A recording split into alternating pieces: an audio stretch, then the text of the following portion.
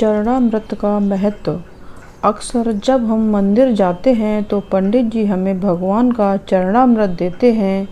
क्या कभी हमने ये जानने की कोशिश की कि चरणामृत का क्या महत्व है? शास्त्रों में कहा गया है, अकाल मृत्यु हरणम सर्व व्याधि विनाशनम विष्णु पादोदकम पीत्वा पुनर्जन्म न विद्यते। अर्थात भगवान विष्णु के चरण का इस अमृत रूपी जल समस्त पाप व्याधियों का शमन करने वाला है तथा औषधि के समान है। जो चरणामृत पीता है उसका पुनः जन्म नहीं होता। जल तब तक जल ही रहता है जब तक भगवान के चरणों से नहीं लगता। जैसे ही भगवान के चरणों से लगा तो अमृत रूप हो गया और चरणामृत बन जाता है। जब भगवान का 52 अवतार हुआ और वे राजा बलि की यज्ञशाला में दान लेने गए, तब उन्होंने 3 पग में 3 लोक नाप लिए। जब उन्होंने पहले पग में नीचे के लोक नाप लिए और दूसरे में ऊपर के लोक नापने लगे, तो जैसे ही ब्रह्मलोक में उनका चरण गया तो ब्रह्मा जी ने अपने कमंडलू में से जल लेकर भगवान के चरण धोए और फिर चरणामृत को वापस अपने कमंडल में रख लिया। वह चरणामृत गंगा जी बन गई जो आज भी सारी दुनिया के पापों को धोती हैं।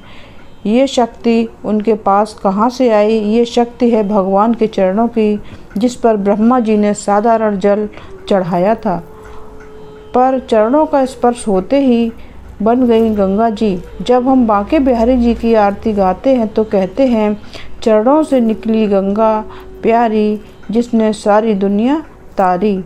धर्म में इसे बहुत ही पवित्र माना जाता है तथा मस्तक से लगाने के बाद इसका सेवन किया जाता है। चरणामृत का सेवन अमृत के समान माना गया है। कहते हैं भगवान श्री राम के चरण धोकर उसे चरणामृत के रूप में स्वीकार कर केवट न केवल स्वयं भव बाधा से पार हो गया, बल्कि उसने अपने पूर्वजों को भी तार दिया। चरणामृत का जल हमेशा तांबे के पात्र में रखा जाता है। आयुर्वेदिक मतानुसार तांबे के पात्र में अनेक रोगों को नष्ट करने की शक्ति होती है जो उसमें रखे जल में आ जाती है। उस जल का सेवन करने से शरीर में रोगों से लड़ने की क्षमता पैदा हो जाती है तथा रोग नहीं होते।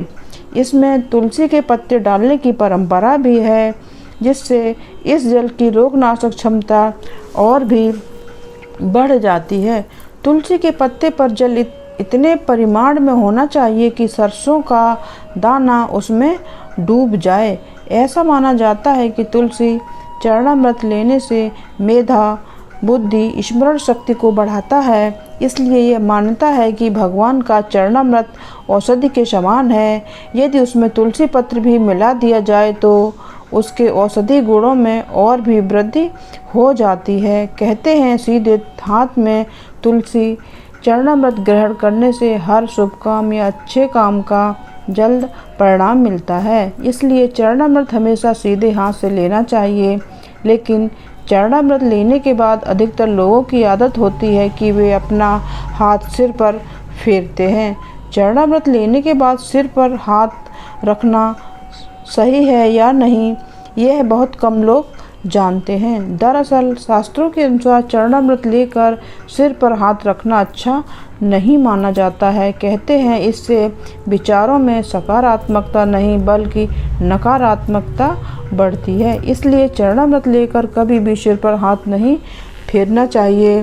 तो मित्रों, आशा करती हूँ कि आपको यह शिक्षाप्रद कहानी आपको कैसी लगी, हमें कमेंट्स के माध्यम से ज़रूर बताएं। अगर वीडियो अच्छी लगी हो तो अपने फ्रेंड्स को शेयर करें और चैनल को अभी सब्सक्राइब कर लें, जिससे आने वाली वीडियो का नोटिफिकेशन आपको मिल सके।